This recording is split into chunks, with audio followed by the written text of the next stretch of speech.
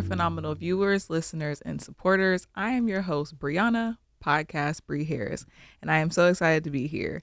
If you're a new audience member, we are so grateful to have you. Welcome to another episode of Connected, where we discuss all things mental health, recovery, employment, and stories. During this segment, Connected will be focused on relationships and how to navigate them while dealing with serious mental illness. We will be sharing personal anecdotes, facts, awareness from specialists around the Bay Area. Today's guest is a staple here at the clubhouse. From member to employee, he has overcome many obstacles to reach an everlasting journey of peace. After joining the Peace Corps and spending time at a monastery, John has started to experience some mental health issues induced by isolation. This ultimately brought him back home searching for answers. Having been a member for a decade, John has now made a world of difference within himself and the clubhouse. Please welcome John Coombs. Thank you. Thank you. And like I told you earlier, it's a real honor for me. So thank you for inviting me to do this. Of course, John. I say this every episode. I'm always excited for this episode, just to be able to do this and listen to different stories. Your story was very interesting to me, and you just never know the trials and tribulations that a person goes through until you actually sit down and have a conversation with them. So thank you for being vulnerable enough to be on this podcast and speak, and then hopefully this helps, someone in the future. Okay, thank you. Right on. So my first question, really, I just want you to give a quick little rundown of kind of what got you here. And I know it was an abundance of things, but if you can you give us a slight rundown of your time at the monastery and what led to isolation? So I spent, this was back 2009 to 2012. I spent a couple year period of my life where I was living in and out of monasteries. So it wasn't just one monastery. I started out with Zen Buddhism, and that didn't work out. I had trouble staying healthy, both physically and mentally, and both of those. And so I moved on to a different kind of a practice, and like the Theravada tradition.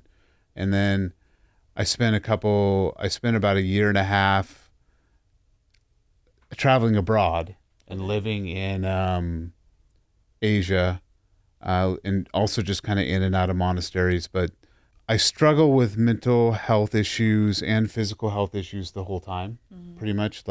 While it was a really beautiful and wonderful experience, I still had issues with some of those things. And one thing I did struggle with is just keeping on enough weight, because we would only eat at some of these monasteries. We would only eat until afternoon. So that was an issue with like my physical health, like keeping the weight on. When it comes to isolation, when you're living in a monastery, and now this is not the same for all of them, but the first was Zen. There was more of a, it was more of a communal aspect in like everything we did, even meditation. We would sit in a large meditation hall, and work together and eat together and all that. And when I moved to kind of the Theravada tradition, it was a little more isolated. You'd sit in you'd sit in your hut and meditate, and then you'd have the option to eat in your hut alone too. And I'm not saying which one was better, but I think that the second practice, the Theravada practice, you're a little more on your own.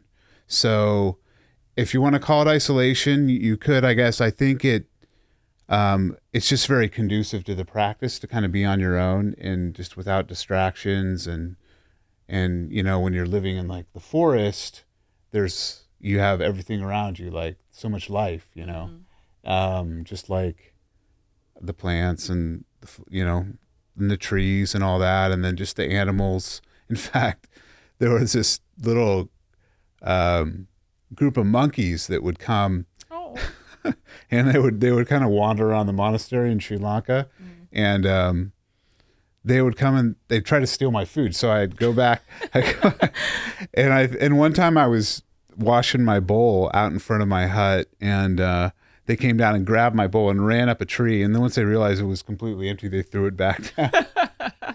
But yeah, so I had some interesting experiences with monkeys and animals and snakes, kind of close experiences with snakes, interestingly enough. But so you're kind of you're isolated in a sense, but you're also just connecting. I mean, the practice is really designed to where you're connecting with everything around you, and Yeah.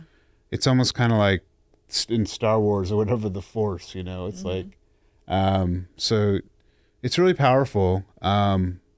So yeah, I think does that kind of answer your question, or? Yes. Okay. Yes. Okay. This is your experience, John. Okay. Okay. I think more so when you're in those environments, you develop a relationship with everything that you're doing, down to washing dishes, down Yeah. to washing your clothes, going on a hike, because everything is kind of for self.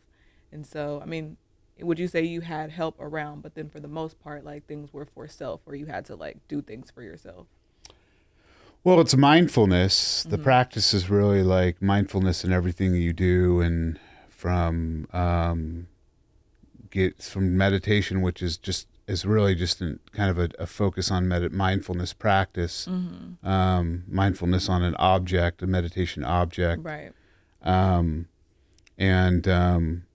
But I think when I say, and I'm so sorry to cut you off, no, but it's all right. I think when I say developing a relationship with the things around you, it's more so like, here we have dishwashers, or here we have like running water. Yeah, So it's yeah. like you're just throwing your dishes in the dishwasher, as opposed to maybe going down to the well, getting the water, Yeah, coming yeah. back, scrubbing the dishes. Like it's a whole process Yeah. of things that we might not have experience over here because of technology. But once you're kind of surrendered to an environment like that, you can practice a lot of mindfulness and have a lot of those moments where you're just kind of in your head, because you're doing a lot of things that require more Yeah. than what we would normally do. Okay.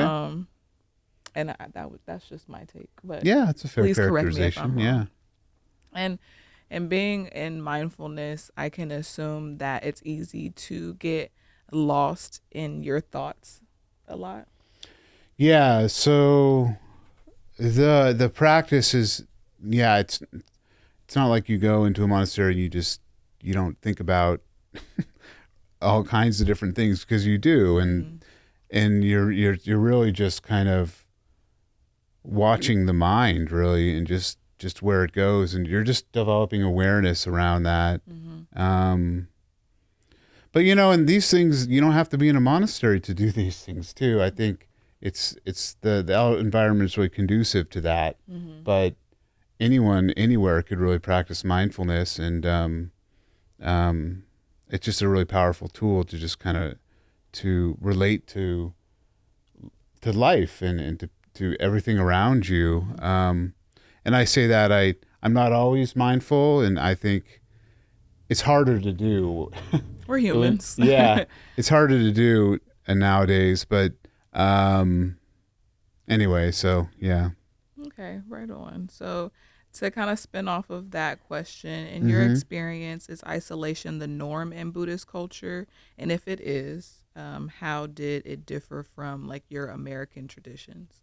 I wouldn't say it's the norm, because if you go and experience like a Zen, a Buddhist practice center, whether it's a monastery or just like a practice center, there's the community is such an integral part of the experience, like, and relating to the community, and like, yes, I think you're a little more on your own if you're in like a kind of a practice center, especially Theravada. So to kind of summarize what we have been talking about, so it's not just secluded to Buddhist culture, but just in your experience and what you went through in the monastery, it required some isolation, which kind of led you to where you are today. Am I? Yeah, I think without that experience of being kind of, in a sense, isolated, and kind of being alone, and kind of dealing with what I was dealing with in Sri Lanka, especially, I don't think I would have, it's hard to say, but it's doubtful that I would have, had a psychotic break and ended up in the hospital. And then on one hand, I want to say that,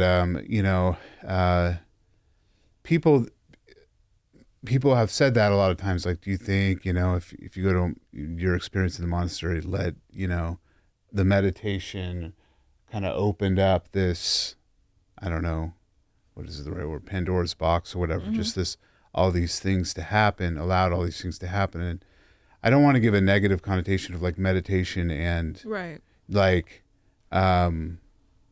seclusion. I think a seclusion is a better word to use than isolation. Without that seclusion, I probably wouldn't be here today, in the sense that, I had the psychotic break, ended up in a hospital there in Sri Lanka, came home. My dad came and got me, brought me home to the States, ended up in the hospital again, and then was diagnosed with a mental illness. So yeah, I would say that without the experience I had there, I definitely wouldn't be here today, having these kind of similar experiences. Not similar experiences, like that led up to how I live now. You know, so Absolutely. And not trying to give, like you said, any negative connotation to Yeah. that. It was just your experience and the things that happened. And now you're here at the clubhouse and you're thriving. So yeah, I would agree. And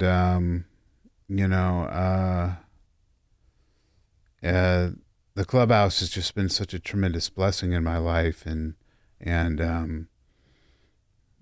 all the people that have come through here over the years, and that I've met and befriended, and it's really kind of scary to think of where I would be without the clubhouse, yeah. because I was just at such loose ends when I came home from Asia, and so I'm definitely just really grateful that I found the clubhouse, and so. I know after getting back home, you joined a number of organizations, or you tried like a men's support group. You also tried a Zen group in San Francisco. Well, so that was after I got back from the Peace Corps. Okay. Yeah, that I joined a men's group for about a year and a half. And then, so this was before I kind of went on this journey of living in monasteries. And the Zen Center, San Francisco Zen Center, is what my first kind of experience living in a monastery type environment. And so, so that was, that was, I think coming back from the Peace Corps, I was also really like kind of loose ends, because I didn't have a job. I had a tough time finding work, and then eventually I started meditating, and everything, it just was such a revelation, it was like, this just was such a wonderful practice. And I thought, well, I want to Continue this. Yeah, and dedicate my life. Well, dedicate, it's hard to, I don't want to say this, that I didn't want to dedicate my whole life to it. I just wanted to dedicate more time to the practice and develop that, and to dive deeper. Yeah, that'd be a good more. way of characterizing it. Yeah, just to see where it would take me, and so yeah. Okay. So due to you moving around trying to find different organizations to help combat your loneliness, what was your biggest motivation? I feel very fortunate that I haven't had I don't feel lonely a lot of the time. There wasn't like a constant motivating factor, I think. It was just, wow, this is a good way to live, and I want to try this out. And when I was, when I came back home to Danville and started going to the clubhouse, I was like, I was just motivated to be here. I mean, the clubhouse was like this great place where there was all this great energy and good people, and people were so supportive and friendly. And I think that was a motivating factor for me when I started coming to the clubhouse. And, it still motivates me to come now into this day. I just, you know, It's a gratifying feeling. yeah, it is. And, it's Monday. And so after a holiday, I admit that I was like, I was spending all this time with my family. It's like, I'm enjoying this, this time off. And I'm like, and then like, oh, I got to go to work, which, is like, just kind of runs through your head. But then you get here and you're like actually engaging with people and you're like, wow, I mean, and the day goes by and you're feeling it's satisfying, gratifying. Yeah. Mm-hmm. And so there's that initial thought of like work, but it's so much more than that. It's like this community. And the thing about this community is that it's such a supportive community. And It really is. And I think I should mention Tamara because she's been here the entire time I've been coming here since 2012, and she's been kind of the rock for me. It's just the fact that she's been here the entire time, and always been so supportive of me. And of course, it's not just her; it's the whole community, and people come and go, and that's life. That's life and impermanence, and which people come and go in life, and but I'm so grateful for getting to know everyone that's come through this place, and no matter how long they stay, and so it's just been a real blessing, and so yeah. I kind of went off on a tangent there, but no, it's okay because it brings me right into my next question. Okay. Over this past decade, how has the clubhouse positively impacted your life? So at first, it kind of gave me a place to go to spend the day, to spend some time doing something productive with my time. And then there's the friendships. Like, I think some of my best friends, I still am in touch with friends from going back, but some of my best friends nowadays are from the clubhouse. That's awesome. Yeah. That's So you feel connected when you come here with people, and there's something about this place where you're not always hanging out with them or talking with them, but you're working together, and you're working together for a common cause. And I think that is very powerful, and it really connects people, can really, and has connected me to this place and the people here. And so the connection is huge, and the community. So, in Buddhist kind of like culture, and you have the Sangha, which is the community, and the community is a part of this idea of a refuge. Like you take refuge in the Sangha or community. And so when you're in a monastery, you have the people that come to the monastery and support the monks and all that. Mm-hmm. But here it's like the community is just this, it's a support network, and it's a different kind of a support network, but so important. And we all support each other, and I think that's another thing about the clubhouse, that how it's impacted my life. So yeah. Come to the clubhouse, become a member. Hence the name Connections House. We make connections through people all throughout the Contra Costa area. Well, John, that was my final question. Was there any lasting things or anything else that you wanted to let us know, tell us, get off your chest before we end this episode? Compassion and kindness have kind of been my compass through all of this too. And a lot of it kind of initially, and still is today, compassion and kindness for myself. Mm-hmm. And I think can go a very long way. Yeah. And it, And then once you kind of are able to develop that for yourself, I think it's much more powerful when you extend it outward. Mm-hmm. And I think just taking care of ourselves, Absolutely.